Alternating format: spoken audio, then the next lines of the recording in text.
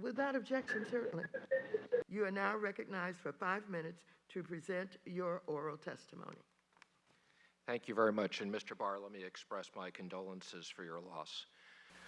While we're beginning to have conversations about supplemental relief legislation, we look forward to working with Congress on a bipartisan basis in July on any other further legislation that will be necessary. Treasury has already been entrusted with a tremendous amount of funding to inject into the economy. We are closely monitoring these results and seeing conditions improve. We would anticipate that any additional relief would be targeted to certain industries that have been especially hard hit by the pandemic, with a focus on jobs and putting all Americans back to work who have lost their jobs through no fault of their own. Minutes to present your oral testimony. Beginning in March, the virus and the forceful measures taken to control its spread induced a sharp decline in economic activity and a surge in job losses. As the economy reopens, incoming data are beginning to reflect a resumption of economic activity. Many businesses are opening their doors, hiring is picking up, and spending is increasing. The economy has entered an important new phase and done so sooner than expected. While this bounce back in economic activity is welcome, it also presents new challenges, notably the need to keep the virus in check. Has testified before the committee, and I believe he does not need any further introduction.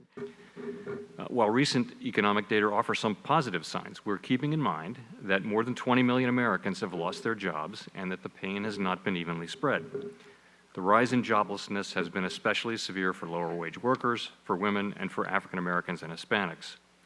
This reversal of economic fortune has caused a level of pain that's hard to capture in words as lives are upended amid great uncertainty about the future.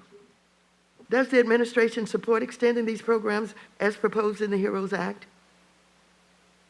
Well, we do support additional legislation, and we look forward to working with the House and the Senate on that. As it relates to the PPP, I've already had conversations with the SBA committee in the Senate about repurposing that $135 billion and think that should be done, and look forward to working with both the House and the Senate so that we can pass legislation by the end of July. Secretary Mnuchin, I'm a very nice guy, so I won't mention the press reports that say that over $1 billion in stimulus payments have gone to people who are deceased. But I will urge you to adhere quickly to the agreement that you've made with the Senate Small Business Committee to very quickly release the names and data about all PPP borrowers that have borrowed over $150,000. Encourage all of the members to keep their mask on, please. Thank you, Madam Chair. And